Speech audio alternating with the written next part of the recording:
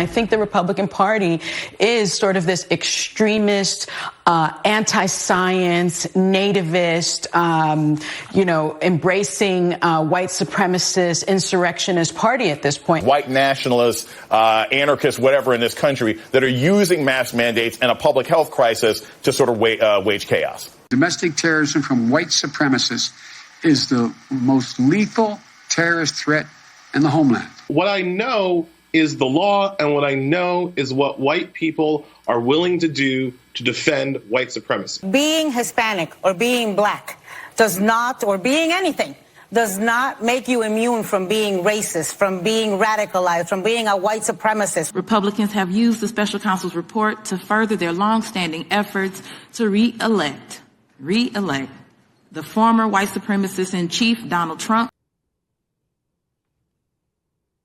Man, that sounds like a pretty scary problem. This white supremacy, we better tackle that. Joining me now, Jeremy Carl, author of the book, The Unprotected Class. Jeremy, you know, one of those terms that's been just thrown around so much in recent years is systemic racism. Systemic racism. Is there systemic racism around this country? And if there is, against whom? Well, Jesse, I think you've asked just the right question. There is some systemic racism going on, but the victim group in that kind of formula is the opposite of what you just heard on that nice pre-roll.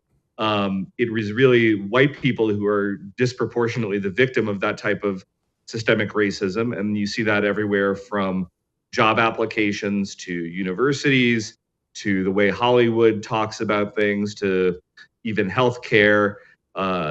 You pretty much name the area, and that's sort of what I tried to outline in this new book, The Unprotected Class, that'll be out and is available for pre-ordering now, but it'll be out on the 23rd of April. You see it everywhere once you see it. Once you see it, you can't unsee it, how all the guns seem to be aimed at white people now. It's just very, very common. You can trash them, badmouth them, call them names, freeze them out of jobs. You can be open about that. And it's not just permitted, it's encouraged in this country. What's behind it? Why? Yeah, well, Jesse, that's a great question. And I think we should always ask that. I mean, I'm enough of a kind of recovering academic that I think you need to be very systemic in terms of how you look at these sorts of issues. There is a famous sociologist of ages past, a guy named C. Wright Mills, who talked about legitimating ideologies. And that's just a fancy way of saying that regimes of all sorts of types kind of create ideologies to justify the things that they want to do. Well, I think ultimately what is really driving this is that there are a bunch of groups that see that white people in America have a lot of resources of various types that they've accumulated, understandably, because this has been the dominant group numerically in the United States from kind of pretty much time immemorial. And they want those resources, but in a kind of common American context today, you can't just say, well, I'm taking your stuff because I want it. That doesn't really work that well, except for maybe some squatters in New York City. But so you need an ideology around that. You need an ideology that says, I am taking this from you because you owe me, because you're oppressive, because you have been historically racist, because this system is systemically racist against me, et cetera, et cetera. You need to kind of develop all that. And these ideologies they don't spring fully armored like Athena from Zeus's head, ready for battle. There's a reason, and they've been gestating for a while. They've been moving around for a while. To do that, we need that type of ideology. And so because people want those resources that a lot of white people, and certainly not all white people, but a lot of white people have, they develop this ideology of white supremacy in order to justify claiming them.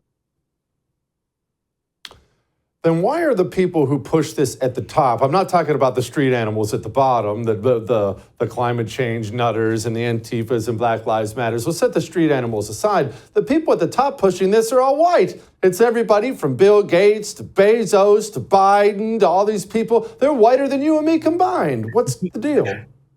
So that you've hit on two really important points in my book in just that brief comment.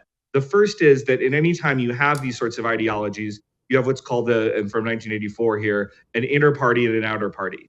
So the inner party kind of, that's the Bill Gateses of the world. to a degree, and certainly even people a little bit out from him. They're the people who are a little more sophisticated actors. They understand exactly what they're doing, even if they sometimes don't want to admit it to themselves because it may not make them feel good about themselves. But they kind of understand. That's a much smaller number of actors. Then there's the much bigger group, and that's what's called, you just called them street animals.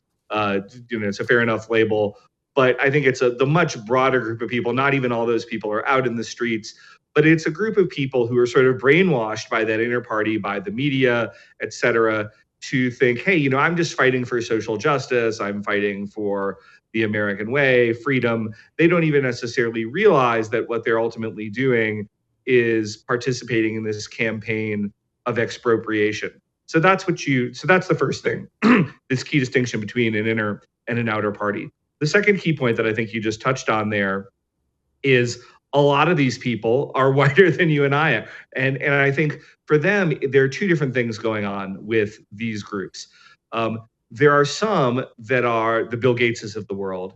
And for them to be anti-white is essentially a status symbol. It's a power symbol. Bill Gates, you could discriminate against him from here to eternity. It wouldn't make any difference to him because he's so wealthy, he's so powerful. Like, you want to marginalize him for being white, it doesn't even matter to him.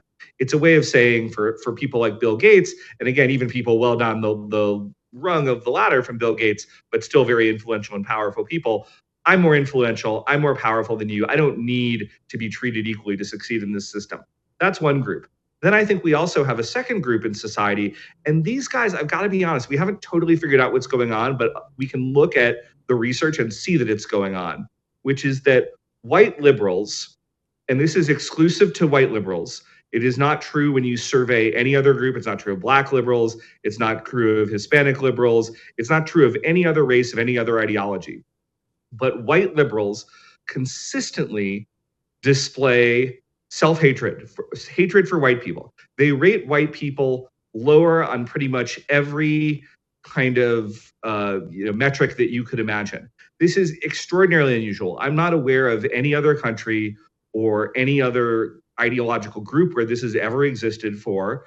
And so there's almost some sort of brainwashing, self-brainwashing going on for some members of this group, you feel like. And it may be connected to the fact that when you also look at the research, white self-reported white liberals have much, much higher rates of mental illness. So you have a bunch of bright, very motivated, mentally ill people who hate themselves and people like them. And you add them to the Bill Gates, and then you add them, because I'm not letting minorities off the hook here, you add them to some bad actors among minority political leaders who just want power for their own group, and you've got a very toxic brew. Man alive. That's so true. All right, speaking of the minority portion of this, the civil rights movement.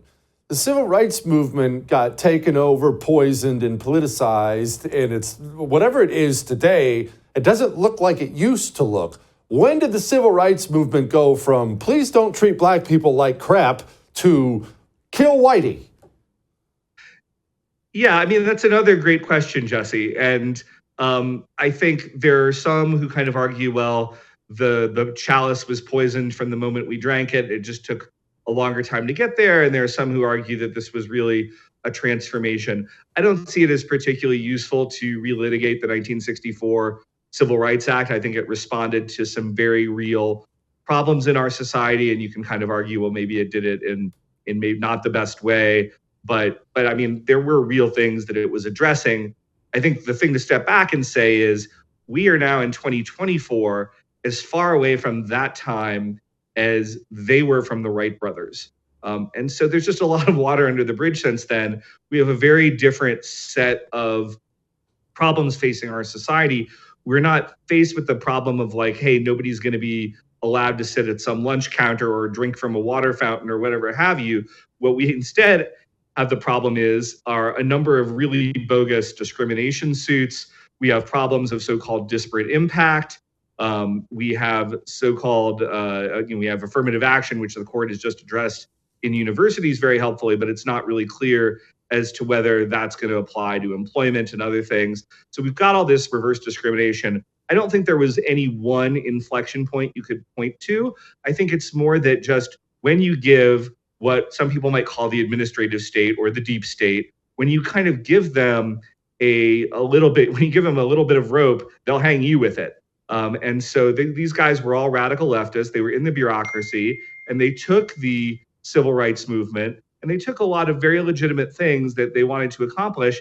And instead, they just kind of ran away and over year after year began putting more and more rules on this that effectively made it an anti-white movement that sort of went unchallenged. And it's actually very interesting when you go back and you read some of the congressional debate that was going on in 1964 in the civil rights movement. There was discussion of where they were saying, oh no, we'd never do quotas. Clearly, that is absolutely disallowed. Or what became disparate impact law in the Supreme Court. Disparate impact, which means if basically every race doesn't effectively wind up equal on some measure, then it's presumptively illegal. All this stuff, they said, oh, it can't happen. It won't happen. We're not going to do that in the law.